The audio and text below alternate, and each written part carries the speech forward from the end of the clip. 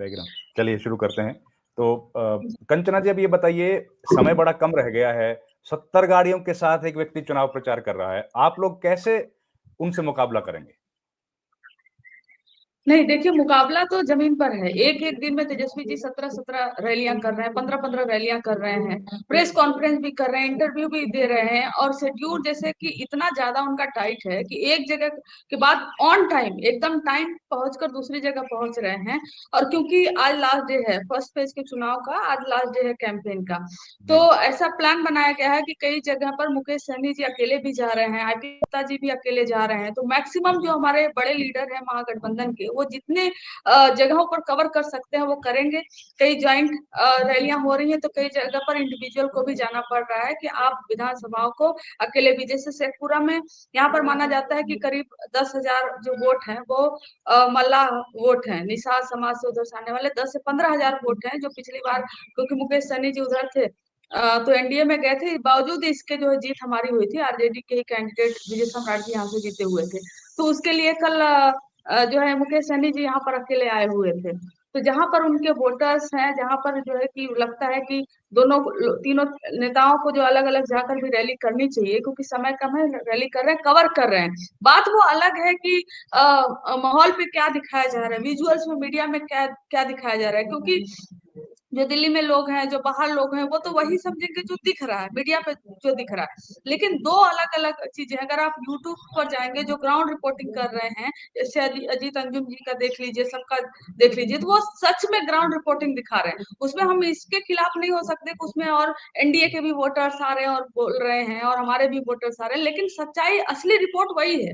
वो रिपोर्ट नहीं है जो पहले से रिकॉर्ड कर लिया जाए, जहां पर जो है कि इंडिया गठबंधन के कोई समर्थन में बोल रहा है, उसको कट करके जहां पर एनडीए के समर्थन में बोल रहे हैं बस वही चला दिया जाए। ऐसा हो रहा है मीडिया के द्वारा, और ऐसे नैरेटिव बनाया जा रहा है। दरअसल वो हकीकत है ही नहीं रविंद्र जी, ग्राउंड पर हकीकत है। हाँ, ये हम इसे डिनाई नहीं करते कि मुकाबला बहुत टाइट है, ये हकीकत है। लेकिन उस मुकाबले में जो भारतीय जनता पार्टी का जो अपना स्ट्रेटजी है, ये है कि तेजस्वी यादव को किसी भी तरीके से नौकरी के मुद्दे पर जो है बयान देने से रोको, और किसी भी तरीके से नौकरी के मुद्दे पर वो उनको बोलने से रोकने के लिए भारतीय जनता पार्टी के सारे नेताओं को बिलो द बेल्ट जाकर बोलना पड़ेगा। सारे नेताओं को ऐसे बयान देने पड़ेंगे जिससे अपोजिशन के रिएक्शन की उम्मीद करती है मीडिया, ताकि जो है वो नौकरी के मुद्दे पर कम और इनके पिच पर, इनके सर्कस में आकर ज्यादा खेले। इसीलिए हम ऐसे लोगों का जवाब देने से हम बच रहे हैं, क्योंकि तो जो है बिहार की जनता देखेगी कि कौन किस मुद्दे पर चुनाव लड़ रहा है। वो कट्टा और कनपट्टी पे लड़े, हम नौकरी और रोजगार पर लड़ रहे हैं। जी, ये डाइवर्जनरी टेक्निक्स आपका कहना है? बिल्कुल बिल्कुल, ताकि हम अपने जो मुद्दे पर वो माहौल नहीं बना पाए, हम इनके पिच पर आकर खेले। ये वही टेक्निक ही है, क्योंकि जब नौकरी की बात होगी तो 20 साल का हिसाब भी होगा। ये चाहते ही नहीं कि किसी भी तरीके से चुनाव मुद्दों पर हो। ये चाह रहे हैं कि चुनाव बयानबाजियों पर हो, चुनाव रेटरिक पर हो, है ना, मोदी जी ने क्या बोला, फिर उन्होंने क्या जवाब दिया, चुनाव इस पर हो। ये बीजेपी की स्ट्रेटजी है, लेकिन चुनाव इस पर होगा ही नहीं। चुनाव रोजगार पर ही हो रहा है, ग्राउंड पर वही है। जी, तो कंचना जी, जाति पर भी हो रहा है क्या चुनाव? जाति पर चुनाव तो है, जाति पर चुनाव जो है कि है, लेकिन इसमें भी कई सारी चीजें हैं। चीजें ये है कि क्या उस जाति के लोगों को जो बीजेपी को समर्थन देते हुए आए हुए हैं, या जदयू को समर्थन देते आए हुए हैं, उनको रोजगार की जरूरत नहीं है क्या? उनको भी नौकरी और रोजगार की जरूरत है। और खासकर क्यों क्यों आप सोचिए ना कि ललन सिंह आकर क्यों ये बयान दे रहे हैं कि हर आदमी अपराधी बनकर चुनाव लड़े? जानते हैं क्यों? क्योंकि भारतीय जनता पार्टी जो है वो 49% टिकट अपर कास्ट को दी हुई है, 49%।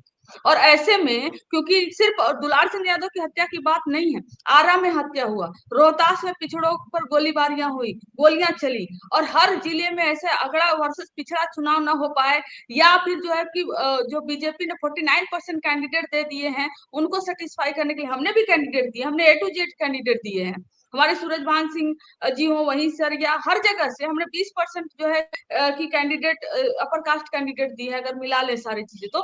हमने भी A to Z का फॉर्मूला अपनाया है, लेकिन हम चुनाव को अगड़ा वर्सेस पिछड़ा नहीं, हम A to Z करना चाह रहे हैं। और हमारा चुनाव का मुद्दा जो है वो बेरोजगारी पर हो रहा है, पलायन पर हो रहा है, इंडस्ट्री पर हो रहा है। और इनका क्या हो रहा है? इनका यह मुद्दा हो रहा है कि आप अनंत सिंह पर बयान दो, अनंत सिंह को छोटा सरकार बनाओ। ये भी जानबूझकर किया गया है। ताकि पूरे चुनाव में चर्चा अनंत सिंह का होता रहे और खत्म हो जाए मुद्दा सारा।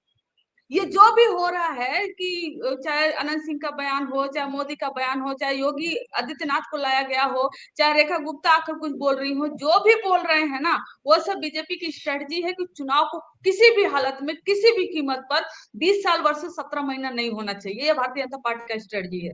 और हम 20 साल वर्सेस 17 महीने ही चुनाव लड़ रहे हैं और रोजगार पे और बेरोजगारी पर ही चुनाव लड़ रहे हैं। जी। लेकिन आप पलायन की बात कह रही हैं, पलायन तो बंद ही हो गया बिहार में, पीयूष गोयल ने बोल दिया। हाँ, एक आप कौन से इंटरव्यू पलायन सुना की बात मैंने। कर रही हैं? एक वही वही अगर वही कोई हमारे नेता होते तो पलट के जो है मीडिया पूछती कि फिर क्यों आप राज्यसभा में ये आंकड़ा देते हैं कि करीब 3 करोड़ लोग बाहर हैं बिहार से। मैं आपको बोल रही हूँ ना कि हम बार बार यूज करते हैं वर्ड थेथर। उससे उससे बेहतर वर्ड भारतीय जनता पार्टी के लिए हो ही नहीं सकता। इनके थेथर होने का कोई स्तर ही नहीं है। ये सामने मर्डर हो जाएगा लेकिन कहेंगे अरे ये तो मर्डर नहीं है, तो गोलियां लग गई 1990 में, देखो जब 10-10 गोलियां लगती थी। ये इनका आप इनका क्या जवाब दोगे? रविंद्र जी, मैं छोड़ दीजिए, मैं तो आरजेडी की प्रवक्ता हूँ। एक एक जर्नलिस्ट होने के नाते, एक निष्पक्ष जर्नलिस्ट होने के नाते ऐसे लोगों का आप क्या जवाब दे पाओगे? हम तो देखते कैसे ही हैं जवाब रोज दोगे डिबेट में। ऐसे लोगों का जो कहेंगे आपके सामने एक आदमी को जिंदा जला दिया जाए, मार दिया जाए, फिर भी कहेंगे ये कोई क्राइम नहीं है, क्राइम तो 1947 में हुआ करता था। तो आप क्या जवाब दोगे इनके स्तर का? कुछ जवाब ही नहीं दे सकते। और एक इसका यह भी कारण है, आप देखेंगे चाहे वो प्रशांत किशोर हो, प्रशांत किशोर क्या कह रहे हैं कि हमारी अगर 10 सीटें जीत कर आती हैं तो मैं कहूंगा कि वो फिर कहीं पर भी चले जाएं विधायक, मैं उन पर नहीं रोक लगाऊंगा। तो क्यों बिहार के लोग आप पर अपना वोट देकर बर्बाद करेंगे? आप परिवर्तन की अगर बात कर रहे हो और कह रहे हो कि हमारे विधायक एक बार चाहे जहां चले जाए मैं नहीं रोकूंगा, इसका मतलब आप पहले से ही अपने विधायकों की बिक्री कर रहे हो, बेच रहे हो कि चाहे जहां चले जाओ। फिर ये परिवर्तन नहीं है।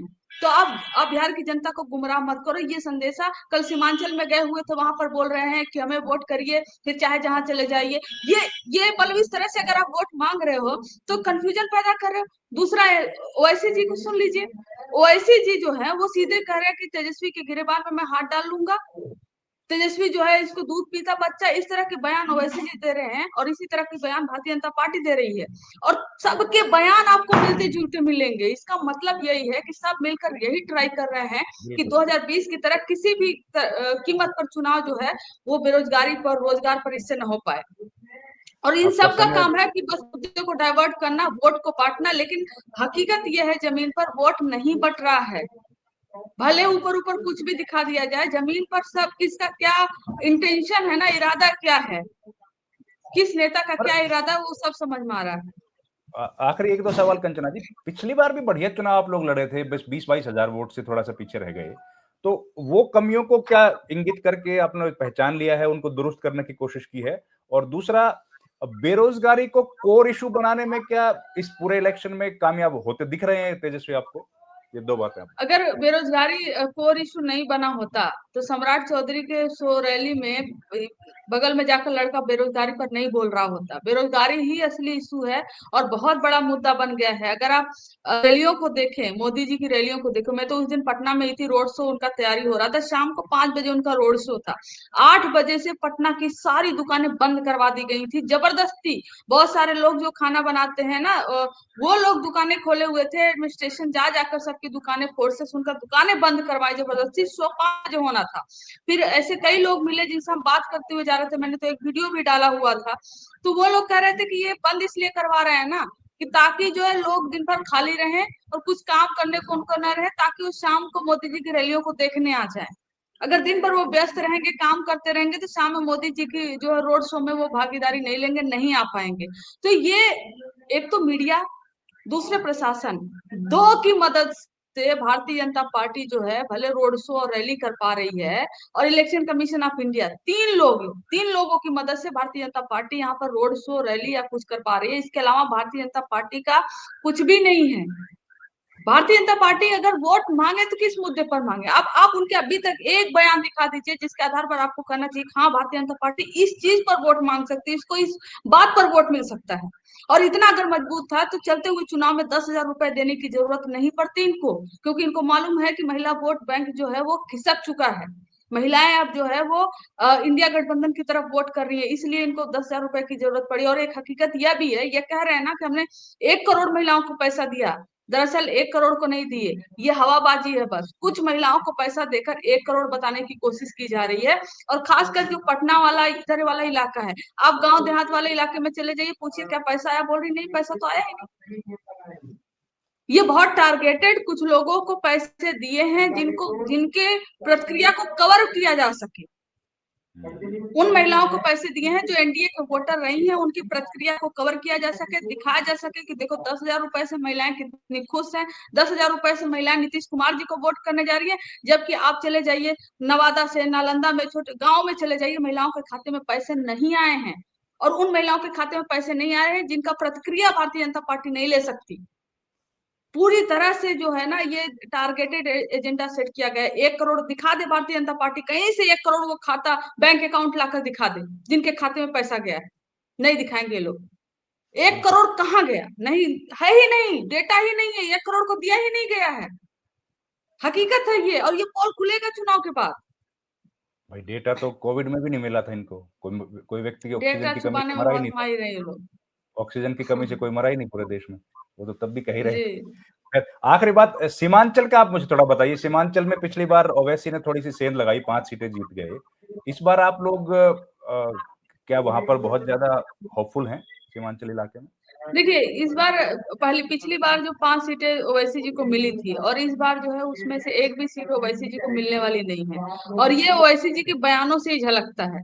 ओवैसी जी की आप अगर सभाओं में देखें, 2020 में जैसी सभा हुआ करती थी या अब जैसी सभा हो रही है ओवैसी जी की, दोनों में बहुत अंतर है। ना लोग आ रहे हैं, ना सुन रहे हैं। ओवैसी जी फ्रस्ट्रेट हो होकर ऐसे बयान दे रहे हैं। कल तेजस्वी जी ने एक किसी चैनल पे उनसे पूछा गया कि ओवैसी जी से आपने क्यों नहीं अलायंस किया, तो उन्होंने बोला कि ओवैसी जी एक्सट्रीमिस्ट बयान दे देते हैं। इस पे ओवैसी जी जो है कि एक्सट्रीमिस्ट के जो है स्पेलिंग लिख कर दिखाओ बबुआ। मतलब ओवैसी जी से भी हमें हम उनके लिए हमारे मन में रेस्पेक्ट है, इज्जत है। लेकिन ओवैसी जी खुद बता देना कि कह रहे हैं कि वो क्या जहां पर रहते हैं हैदराबाद में, उधर वो मुख्यमंत्री बनवाते हैं क्या? उधर वो कितनी सीट पर लड़ाते हैं, या और 8। राज्यों में जाकर वो कितनी सीट पर लड़ाते हैं? बिहार में आकर आप 32, 33, 34 सीट पर लड़ाने का दावा कर रहे हैं। तो वैसे जी खुद ही बता देना कि बिहार में आप 5 साल रहते हो या नहीं रहते।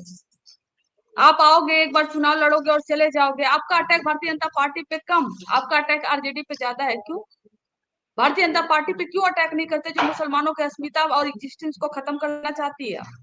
आप आरजेडी पर क्यों अटैक करते हो उससे? चुनाव के टाइम पर, चुनाव नहीं रहेगा तो आप बीजेपी पर अटैक करोगे, चुनाव के टाइम आप आरजेडी पर अटैक करोगे। इसका क्या मतलब? इसका साफ संदेश है कि आप भारतीय जनता पार्टी के पिच पर आप खेल रहे हो, और भारतीय जनता पार्टी के बी टीम बनकर साल में एक बार आते हो, वोट काटते हो और फिर चले जाते हो। जी। हैदराबाद में तो 8 सीटों पर लड़ते हैं बस ये लोग, वही हम कह रहे हैं ना। यहाँ पूरे पर यहाँ तेलंगाना पर में। कह रहे हैं कि कोई चीफ मिनिस्टर जो है कि मुसलमान क्यों नहीं दिए, डिप्टी चीफ मिनिस्टर क्यों नहीं दिए। सबसे पहले कि हाँ, अति पिछड़े के एक बेटे को डिप्टी चीफ मिनिस्टर का डिप्टी चीफ मिनिस्टर का फेस घोषित किया गया, तो उसमें आपको क्या दिक्कत है? दूसरा कि सबसे ज्यादा जो एनडीए हो, इंडिया हो, मुसलमानों को सबसे ज्यादा टिकट आरजेडी ने दिया हुआ है। 2015 में नीतीश कुमार जी के साथ हम जब आए थे, तो अब्दुल बारी सिद्दीकी हमारे बड़े लीडर हैं, पार्टी के महासचिव हैं, उनको लालू जी ने फाइनेंस मिनिस्टर बनवाया था। इसके बाद और इसके पहले कभी नीतीश कुमार जी ने एक मुसलमान को फाइनेंस मिनिस्टर नहीं बनाया। ये छोड़ दीजिए, बिहार के अलावा किसी और राज्य में बता दीजिए जहां एक मुसलमान को फाइनेंस मिनिस्टर बनाया जाता हो, बनाया गया हो। ये काम लालू जी किए थे। लेकिन आप सिर्फ और सिर्फ उनसे सवाल पूछेंगे जो रिप्रेजेंटेशन देता है। जब भी मुसलमानों की एग्जिस्टेंस और अस्मिता पे सवाल खड़ा होता है, वो पार्टी खड़ी होती है सामने, पार्टी लड़ती है, फ्रंट फुट से लड़ती है, कभी बैक फुट से नहीं लड़ती है, पीछे से नहीं लड़ती है। आप आकर उसी पार्टी पर सवाल खड़े कर रहे हैं ओवैसी जी, तो आप पर भी सवाल खड़ा होगा कि आप तेलंगाना, आप हैदराबाद, आप साउथ में कितनी सीटें लड़ाते हैं, और बिहार में चुनाव के समय आप आकर आप कितनी सीटें लड़ाते हैं। सेकुलर होने का ये मतलब नहीं होता है कि किसी दूसरे के गिरेबान में हाथ आप डालो। जी। पर कंचना जी, तीर ही लालटेन है, ये क्या है? लालटेन ही तीर है। ये दरअसल दरअसल जो है कि ये ग्राउंड पर है उन सीटों पर जहां चिराग पासवान जी लड़ रहे हैं। चिराग पासवान जी 29 सीटों पर लड़ रहे हैं, और उन चिराग पासवान जी के कारनामे जो 2020 में उन्होंने किया हुआ था नीतीश कुमार जी के साथ, अपने कैंडिडेट उनके खिलाफ खड़ा करके, तो उन सीटों पर जहां चिराग पासवान जी लड़ रहे हैं, जदयू का जो वोटर्स हैं वो कह रहे हैं कि यहाँ पर तो तीर ही लालटेन है, लालटेन को वोट दे दो, लेकिन चिराग पासवान को वोट मत दो। तो ये ग्राउंड पर है उन सीटों पर जहां चिराग पासवान जी लड़ रहे हैं। तो ये मतलब तीर है आप, लालटेन है का नारा जो है वो नीतीश कुमार जी के समर्थकों का है, वो आरजेडी का नारा नहीं है, वो किसी और का नारा नहीं है। जदयू के उन जो है कि कार्यकर्ताओं और वोटरों का नारा है जो नीतीश कुमार जी को के साथ हैं, और 2020 में जिनका जो नुकसान किए थे चिराग पासवान जी भारतीय जनता पार्टी के कहने पर। तो आपका कहना है कि तेजस्वी की जीत का चिराग पासवान जलाएंगे? नहीं, हम मेरा ये नहीं कहना है, और ना ही हमें उनसे किसी भी तरह की उम्मीद है, और ना ही कभी रही है। हम अपने दम पर चुनाव लड़ रहे हैं, लेकिन अगर अंदर खाने वहां पर सीएम चेहरा घोषित नहीं किया गया, लोग जो है एक दूसरे के खिलाफ ही लड़ रहे हैं, और ये इसको इस तीर है लालटेन को इसको कम करने के लिए, इस नारा को कम करने के लिए नीतीश कुमार जी मिलने गए हुए थे। चिराग पासवान जी नीतीश कुमार जी एक दूसरे से मिले, उसके बावजूद भी ग्राउंड पर ये नारा खत्म होते हुए दिखाई नहीं दे रहा है उन सीटों पर जहां पर चिराग पासवान जी लड़ रहे हैं। तो ये आरजेडी का कोई नारा नहीं है। आरजेडी और महागठबंधन अपने दम पर लड़ रही है और चुनाव जीतेगी, लेकिन क्लेश तो वहां पर है ना, एक दूसरे का गर्दन काटा तो एनडीए में जा रहा है। लेकिन ये सारे मुद्दे नैरेटिव से बाहर है। ये सारे मुद्दे जो हैं इसको कितनी तरह से ढका जा रहा है, आप सोच भी नहीं सकते। जी। लेकिन चलिए, हम तो जो ग्राउंड रियलिटीज है उनको दिखाने की कोशिश करेंगे। हमारा प्लेटफॉर्म चाहे छोटा है, लेकिन हम लोग अपनी तरफ से सच्चाई दिखाएंगे। और कंचना जी, आपका समय बड़ा कीमती है, मैं समझ रहा हूँ इलेक्शन बिल्कुल चरम पे है, बावजूद उसके बावजूद भी आपने समय निकाला हमारे लिए। मैं आपका बहुत धन्यवादी हूँ। Thank you very much. और मेरी तरफ से बहुत बहुत शुभकामनाएं आपको। Thank you very much. धन्यवाद आपको, धन्यवाद। Thank you. नमस्कार।